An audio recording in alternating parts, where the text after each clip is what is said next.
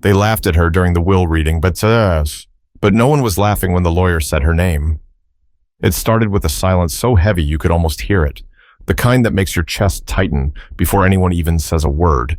Naomi Fletcher stood at the foot of a long driveway in Fairfield, Connecticut, staring up at a mansion that looked like something out of a magazine. White columns, polished glass windows, manicured hedges cut to perfection. Everything screamed old money. But to Naomi, it just felt cold. She adjusted the strap of her small purse and took a deep breath. She'd never been here before, never even met most of the people waiting inside, but it didn't matter. Her mother had begged her to come, said her grandfather would have wanted it. Naomi's mother, Renee, had passed away 2 years earlier, and this was all that was left of that side of the family. The side that never came around, never sent cards, never called. But now that her grandfather was gone, they all wanted to play family again. As she reached the front door, "Golly is ours up y'all." She could already hear voices from inside. Laughter, glasses clinking, the low hum of people catching up like it was a reunion. She hesitated before pressing the doorbell. The door swung open almost instantly. A tall woman in her 40s looked Naomi up and down. Her name tag read, Catherine Dunley. "You must be Naomi, right?" she said, her voice polite but dry. "Yes, ma'am," Naomi replied softly. Well, everyone's already in the living room. Come in." Naomi stepped inside. The air smelled like lemon polish and perfume. Portraits lined the walls, paintings of serious-looking men in suits and women holding pearl necklaces. She could feel their eyes on her. The living room was massive, full of people dressed in black designer clothes. The moment Naomi entered, the laughter died down. Heads turned. Conversations paused mid-sentence. Someone whispered. Someone else snickered. Naomi didn't look up. She just kept walking, clutching the silver bracelet around her wrist, the one her grandfather had given her on her 9th birthday. "Always remember who you are," he'd told her. Those words were the only reason she'd found the courage to come today. She sat quietly at the far end of the couch. Everyone else, her uncles, cousins, and their spouses, stood in small clusters, whispering and watching. A few forced smiles, but mostly stares. A man with slick gray hair leaned over to his wife. "Did you know she was coming?" The woman shrugged. "I thought Renee's side wasn't invited." Naomi heard every word. Her face stayed calm, but her fingers traced the bracelet again and again. She felt like a stranger in a place that should have been family.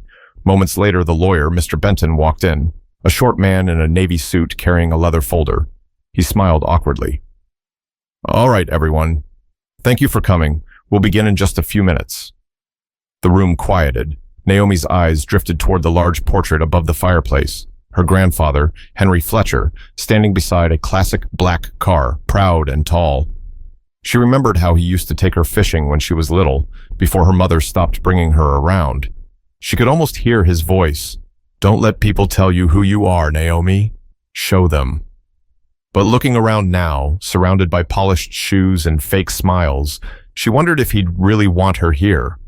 Catherine sat nearby, crossing her legs. "So, Naomi," she began, "you came all the way from Baltimore for this?" Naomi nodded. "Yes, ma'am." "That's quite a trip," Catherine said, forcing a smile. "I didn't even know Henry kept in touch with you." "He called me sometimes," Naomi said softly. "Mostly birthdays." The woman's smile faltered just a little. "Well, that's sweet." Naomi could feel the sting beneath those words, like she was being reminded that she didn't belong. But what she didn't know yet was that before this day ended, every single person in that room would look at her differently. The moment the lawyer stepped out of the room to grab a few documents, the tension cracked open. What had been quiet politeness turned into low murmurs and judgmental glances. Naomi tried not to stare, but it was impossible to ignore how every conversation seemed to orbit around her. "She really came," a man said near the fireplace. His voice carried easily. Another woman laughed softly. "Of course she did. Probably thinks there's money in it." A younger cousin, a girl about Naomi's age with a gold bracelet and perfect curls, leaned toward her mother and whispered, "She doesn't even look like family." Naomi heard that too. She shifted in her seat, pretending to check her phone, but her hand trembled. Catherine's husband, Douglas, poured himself a drink and said to no one in particular, "You know, Henry always had a soft spot for lost causes." The room chuckled quietly. Naomi's jaw tightened, but she stayed quiet. She'd learned a long time ago that silence could protect you when words made things worse. Then someone finally addressed her directly. "So, Naomi," a man named Gerald, her grandfather's nephew, began. He was tall and broad, with an expensive watch that gleamed under the chandelier. "How did you even know Grandpa Henry?" Naomi blinked. "He was my grandfather." Gerald smirked.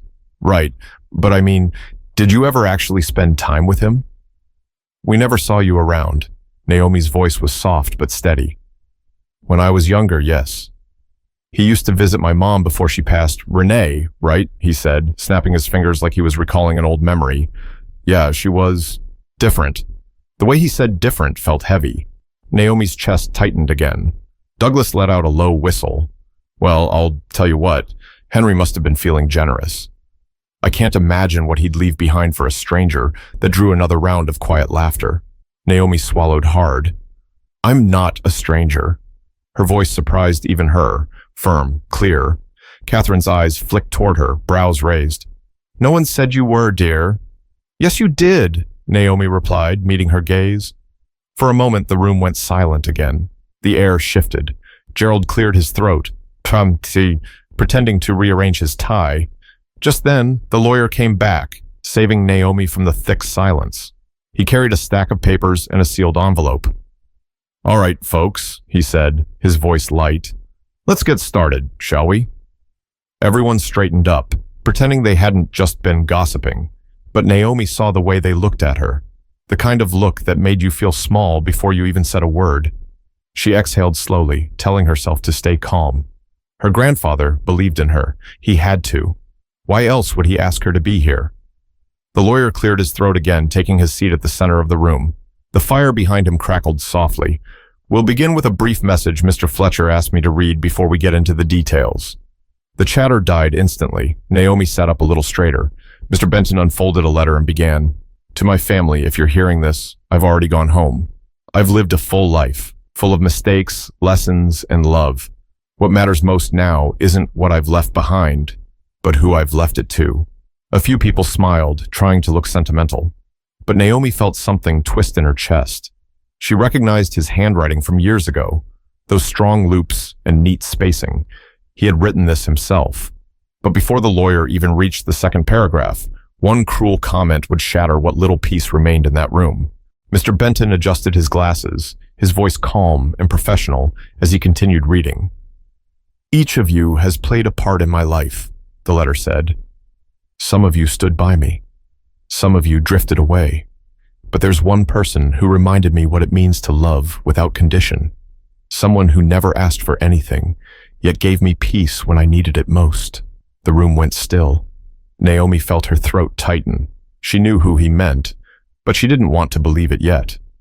Gerald leaned forward, half smiling. "Well, I think we all know who that's about," he muttered. His wife chuckled quietly. "Probably you, dear." "Maybe," he said, smirking. Mr. Benton looked up for a moment. "Please, folks.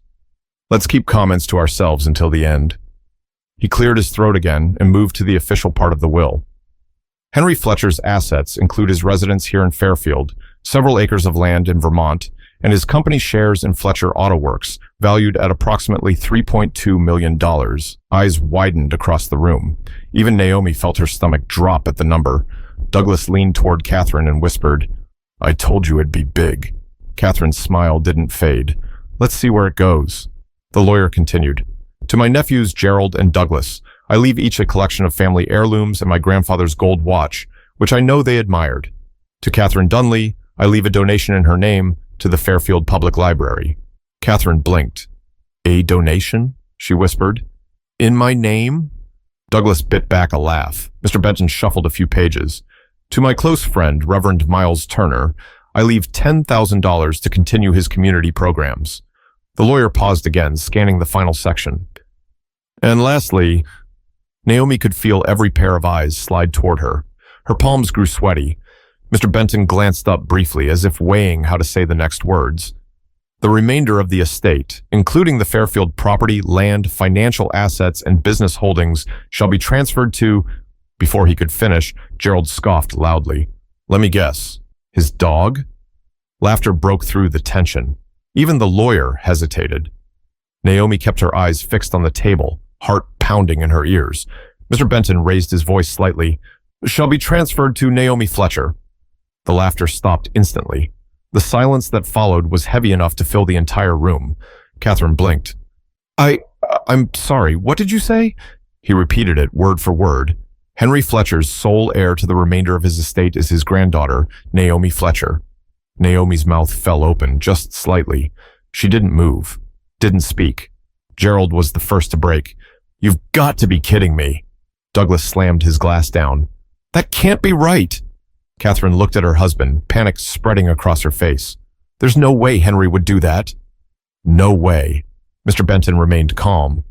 "I assure you, this was his final and legally verified will, signed and witnessed 8 months ago." Naomi finally lifted her head. Her heartbeat thudded in her ears. "He left it all to me?" she said quietly. "Yes," Mr. Benton said. "Everything."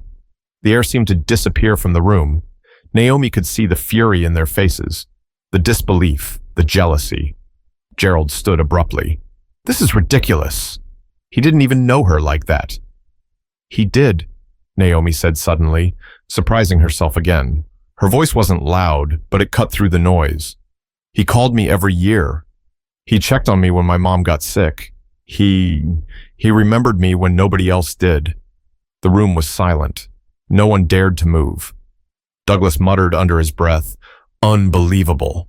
We spend years caring for him, and she waltzes in from nowhere and gets it all." Mr. Benton closed the folder carefully. This was Henry's choice. His words were clear. Catherine crossed her arms tightly. "Well, I don't believe it. I'll contest it if I have to." Naomi didn't respond. Her hands were trembling again, but this time it wasn't fear, it was shock. Her grandfather had trusted her, above all of them. But before she could even process that truth, the real ugliness in that room was about to surface. And this time, it would be directed straight at her. The words, "She gets everything," echoed through the room like an alarm no one could shut off. Catherine was the first to move. She stood up so fast her chair scraped the hardwood floor. "This is absurd," she said, her voice trembling. "Henry wasn't in his right mind when he signed that paper." "He must have been confused." Mr. Benton shook his head. His doctor confirmed full mental clarity at the time. Everything was recorded. "Well, maybe he was pressured," she shot back, eyes narrowing on Naomi. Naomi's stomach twisted. "Pressured? By who?" Catherine folded her arms. "Oh, I don't know. Maybe by someone who realized being his little phone buddy could turn into a payday." A few people gasped softly. Naomi blinked, stunned. "I never asked him for anything," she said. "Not once." Gerald let out a short, bitter laugh. "Sure. People like you always say that. People like me?" she repeated. He hesitated, but didn't back down. "You show up after years of silence, and now you're walking out of here a millionaire." "You tell me what that looks like." Naomi could feel the heat rising in her chest. "It looks like he trusted me." That's all Douglas scoffed. "Trust? Please. He built this empire from nothing, and you think he'd hand it all to some girl who barely knew him?" "I knew him," she snapped back, her voice cracking slightly. "He used to call me his little storm. He said I reminded him of himself when he was young, quiet but strong. You wouldn't know that, because none of you ever listened to him unless money was involved." The room went dead silent. Catherine clenched her jaw. "You're being disrespectful." "No," Naomi said firmly. "I'm being honest." Douglas pointed at the lawyer.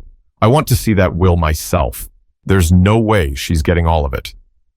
"Maybe there's a mistake," Mr. Benton sighed. "There's no mistake, sir. I drafted it myself." Gerald laughed bitterly. "Unbelievable. All those years we spent helping him with the business, running errands, keeping his estate in shape. And she gets to sit back and take the reward?" Naomi looked around the room, at all the angry faces twisted by greed and disbelief. "You didn't do those things for him," she said quietly. "You did them for what you thought he'd give you." Catherine stepped closer, her heels clicking against the floor. "You listen to me, young lady," she hissed. "That money doesn't belong to you. It belongs to this family." Naomi's voice didn't waver. I am his family. For a moment, Catherine didn't speak. Her face flushed red, and she turned away sharply, muttering, "This is ridiculous." I refused to sit here and watch the circus. Douglas followed her, but Gerald stayed, his stare heavy and full of bitterness. "You'll regret this," he said under his breath. "You think that money will make you one of us?" "It won't. It never will." Naomi didn't flinch. "Good," she said softly. "I don't want to be one of you." The words hung in the air like smoke. Gerald's jaw tightened before he turned and stormed off toward the hallway. Naomi sank back into her seat, her hands shaking slightly. She wasn't sure whether to cry or run. The lawyer approached quietly and placed a hand on the table. "Miss Fletcher," he said gently, "you don't need to stay any longer. Everything will be handled through me." She nodded slowly, her voice barely a whisper. "Thank you." She could feel dozens of eyes on her as she stood, none of them with kindness. Some were angry, others calculating, and one or two looked like they might actually pity her. But Naomi didn't need their pity. She turned toward the door, the silver bracelet glinting under the chandelier's light. For the first time, she realized what her grandfather had done. He'd given her more than money. He'd given her freedom. But just when she thought it was over, one last person stopped her, someone who wasn't ready to let her leave quietly. Naomi had barely reached the foyer when a voice called after her, "Naomi!" "Wait." She turned to see Gerald striding toward her, face tight, eyes sharp. The lawyer stayed behind, pretending to check his papers, but everyone else had fallen silent, watching. Gerald stopped just a few feet away. "You really think walking out makes you look strong? You think you deserve this?" Naomi met his gaze. "It's not about deserving it. It's about what he wanted." He laughed bitterly. "What he wanted? You think my uncle, the man who built everything here, wanted you to inherit it all, over his own blood?" Naomi's voice was calm, but there was steel in it now. "I am his blood." He shook his head, sneering. "You really think he saw you that way?" Mr. Benton cleared his throat from across the room. "Mr. Fletcher, I'd advise you not to speak further if you're upset." "Upset?" Gerald snapped. "You're damn right I'm upset. This girl shows up out of nowhere, barely even related to us. And suddenly she owns everything my uncle worked for?" Naomi's hands balled into fists. "I'm not barely related. I'm his granddaughter. My mom was his daughter." Gerald's voice lowered, venomous.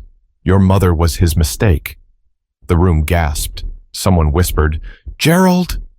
But it was too late. The words hung there, raw and ugly.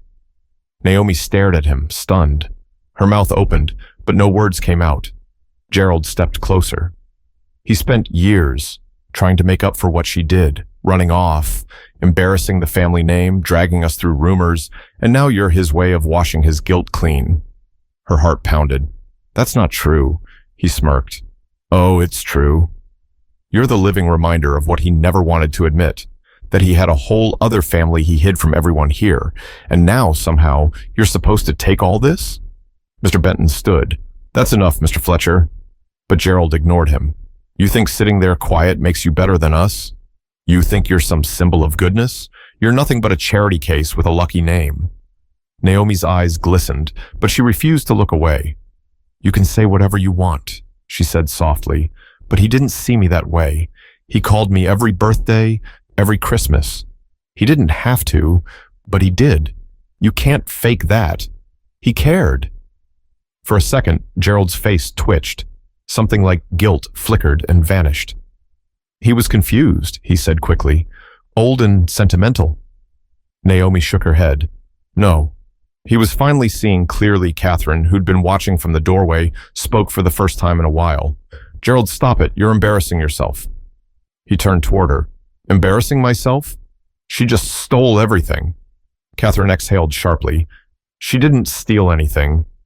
"You heard the lawyer. It was his choice." Gerald glared at her, but she didn't back down. "Henry made mistakes, yes. We all know that. But maybe he saw something in her that the rest of us refused to see." The room went silent again. Naomi looked at Catherine, surprised. There was something softer in the woman's face now, like the anger had burned away and left only confusion and shame. Catherine sighed. "He used to talk about you, you know. Not much, but enough that I remember. He said you had your mother's heart. Naomi swallowed. He said that? Catherine nodded slowly. He did.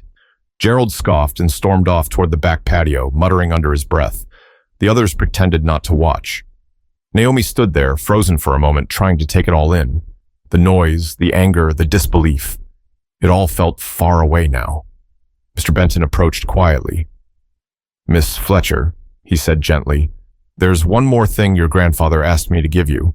He handed her a small, sealed envelope. Her name, Naomi, was written in that same neat, familiar handwriting. Her fingers trembled as she tore it open. Inside was a folded letter and a photo, her, at maybe 8 years old, sitting on her grandfather's lap at a fishing pier, both of them smiling. She began to read. My dearest Naomi, if you're reading this, I'm gone. I know today won't be easy, and I know some won't be kind to you, but I want you to remember something.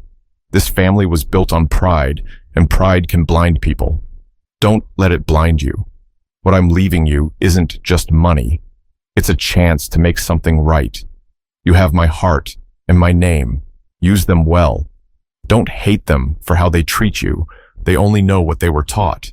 Be better than that. Love, Grandpa. Henry. Naomi folded the letter carefully, pressing it against her chest. The lawyer looked at her kindly. He was proud of you, you know.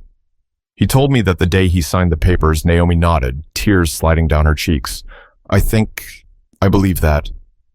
But outside that house, the real world was waiting, and not everyone was ready to accept that the girl they mocked was now the one in control. The heavy wooden door clicked shut behind Naomi as she stepped out into the cold afternoon air. The sky hung low, gray and heavy, like the house itself was casting a shadow over her. She paused at the edge of the stone steps, clutching the letter to her chest. For a brief moment, she thought about her mother. How proud she would have been.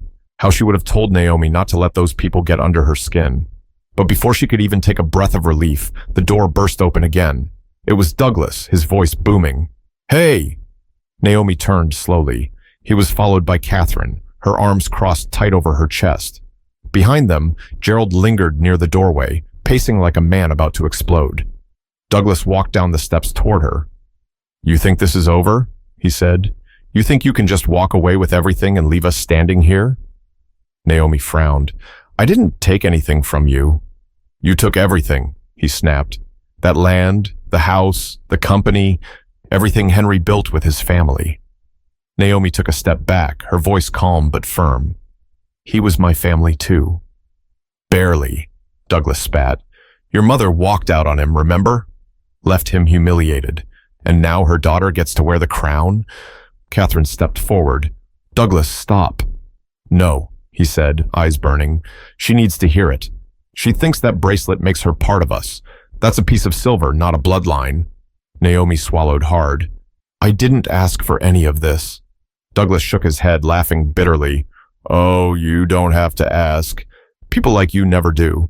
You just wait for someone else to hand it to you. Naomi's voice rose suddenly. People like me? You mean someone who wasn't invited until money was involved? Someone who didn't fit your picture of what this family's supposed to look like?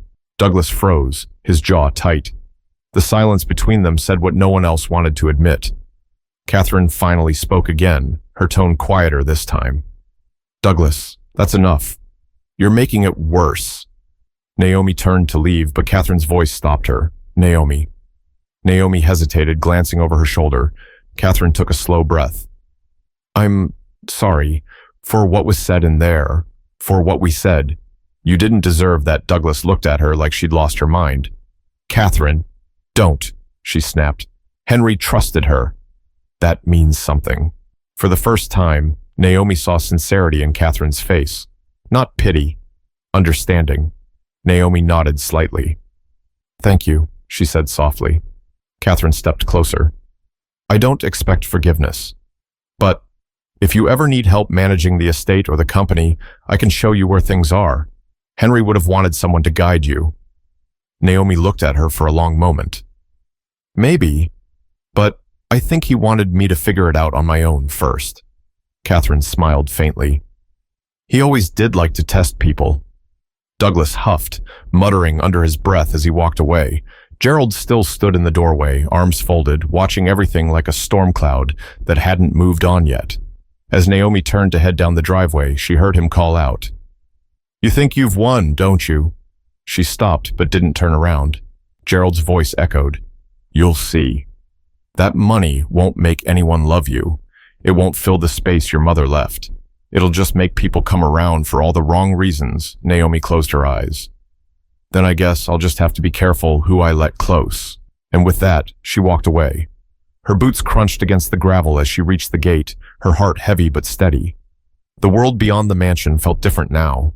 It wasn't brighter, but it was hers. A car honked softly, snapping her out of her thoughts. It was Mr. Benton, pulling up beside her. He rolled down the window. "Need a ride back to the station?" Naomi smiled faintly. "Yeah, thanks." As the car drove off, she watched the estate disappear in the rearview mirror. The pillars, the walls, the people, they all grew smaller until they were gone. Mr. Benton glanced at her. "You handled yourself well in there. Not many people your age could have." Naomi shrugged slightly. "I just, didn't want to give them what they wanted." "And what's that?" he asked. "For me to break," she said quietly. He nodded. "Your grandfather would have been proud." Naomi smiled faintly, staring out the window as raindrops began to hit the glass. "I think he already was."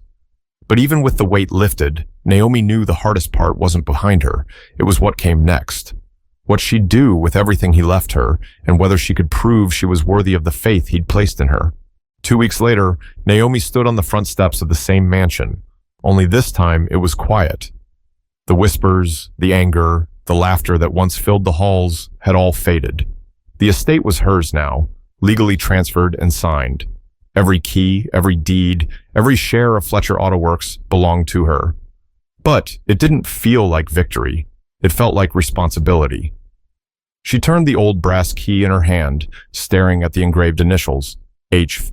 Her grandfather's touch was still everywhere. His books in the study, his worn leather chair by the window, his scent faintly clinging to the hallways. Inside, sunlight spilled across the polished floors. For the first time, Naomi walked through the rooms without anyone watching her. No eyes judging, no whispers waiting to trip her up. Just quiet. She wandered through the house slowly, past the framed newspaper clippings of her grandfather shaking hands with city officials, past the grand piano her mother used to play when she was a teenager, past the photo wall where Henry's life had been frozen in time, each smile, each milestone. She stopped in front of one picture in particular, her mother Renee standing beside her father at a picnic, holding baby Naomi. Her grandfather stood in the background, not smiling, but watching, like a man who wanted to be close, but didn't know how. Naomi touched the glass. "You did your best, didn't you?" she whispered. The house was silent, but in that silence, she felt him, the warmth of his memory. Downstairs, Mr. Benton waited with a small folder. "All the transfers are done," he said kindly. "You're officially the owner now." Naomi smiled politely. "Thank you." He hesitated. "You planning to live here?" Naomi looked around the enormous space. "Maybe not. Not yet." He nodded. "Fair. A house this big can feel empty when you're alone." "Yeah," she said quietly. "It already does." He handed her one more envelope before leaving. "This was found in the study drawer. It's addressed to you." After he left, Naomi sat down at the large oak table and opened it. Inside was a note written in her grandfather's familiar handwriting. "Naomi, if you've come this far, I know you've seen the worst of them, and maybe the best too. Don't let this house turn into another cage. Use what I've given you to build something real, something that helps others the way you helped me remember who I was. I trust you, Grandpa." Naomi let out a shaky laugh. "Always leaving me puzzles, huh?" She walked out onto the porch, the wind moving through the trees. The long driveway that had once felt like a walk of shame now looked like a path to something new. Her phone buzzed. It was Catherine. Naomi hesitated before answering. "Hello?" Catherine's voice was calm. "I just wanted to check in. Make sure you're doing all right." "I'm okay," Naomi said, still trying to figure out what comes next. "Well," Catherine said softly, "if you ever need advice or company, I'm around. Maybe we can start over." Naomi smiled faintly. "I'd like that." They talked for a few more minutes, awkward at first, but genuine. When Naomi hung up, she sat there a while longer, letting the breeze wash over her. The bracelet on her wrist gleamed in the sunlight. That small piece of silver had outlasted the whispers, the anger, and the greed. It was more than jewelry now. It was a reminder that she'd survived something that was meant to break her. She stood, tucking her grandfather's letter into her jacket pocket. "All right, Grandpa," she whispered. "Let's see what I can make of this." Then she turned toward the road, her steps steady, her head high. But as she walked away, she didn't carry the weight of wealth or guilt, just a quiet promise to honor what he'd seen in her all along: strength, grace, and the courage to begin again. Weeks later, the mansion no longer felt like a battlefield. It had turned into something quieter, a place of memories instead of resentment. Naomi had cleared out most of her grandfather's old belongings, donating many to charity. The air inside was lighter now, like the house itself could finally breathe again. In his old study, she'd turned the desk into her own workspace. The same surface where the will had been signed now held a notebook filled with her plans: scholarships for kids who couldn't afford college, a mentorship program for single mothers, a foundation named after her mother, the Naomi Fletcher Fund. She wasn't using the money to prove anything. She was using it to do something. One afternoon, she stood outside the auto shop her grandfather had owned, now renamed Fletcher and Future Works. The new sign shimmered in the sunlight. Workers waved as she passed, and one older man, a mechanic who'd known Henry for decades, called out, "He'd be proud of what you're doing, miss." Naomi smiled. "I hope so." She walked through the lot, the hum of tools and conversation filling the air. For the first time in a long time, she felt grounded. Not because she had wealth or power, but because she finally had purpose. Later that evening, Naomi sat on the back porch, her feet tucked under her, the last orange glow of sunset fading over the trees. She took out her grandfather's final letter again. The words had faded slightly at the creases, but their meaning hadn't changed. He'd trusted her to be better, to rise above bitterness, to be the kind of person who built bridges where others built walls. She thought of Gerald and Douglas, how neither had spoken to her since the will reading. She didn't hate them. She didn't need to. People reveal who they are when life doesn't go their way, and sometimes forgiveness isn't about letting them off the hook. It's about setting yourself free. Naomi whispered to the quiet evening, "Thank you, Grandpa," for seeing me when they wouldn't. She slipped the bracelet off her wrist, holding it up to the fading light. The tiny silver piece caught the last bit of sun, a final sparkle before dusk. Then she smiled. Time to make it count. She placed the bracelet back on, not as a memory of what she'd been through, but as a reminder of what she could still become. Because sometimes, the ones who are underestimated the most are the ones who end up changing everything. Naomi wasn't just an heir. She was proof that strength doesn't come from where you start, but from how you choose to carry what life gives you. And as she closed her notebook, she spoke the words she wished someone had said to her years ago. Don't ever let anyone make you feel small for where you come from. You belong in every room you walk into. If you've ever been in Naomi's shoes, looked down on, doubted, or dismissed, remember this. Your value isn't defined by anyone's approval. It's defined by your resilience, your kindness, and the way you rise above. Don't wait for someone else to hand you worth. You already have it. If this story spoke to you, share it with someone who needs to hear that being overlooked doesn't mean being powerless. Because sometimes, the quietest people in the room have the loudest destinies.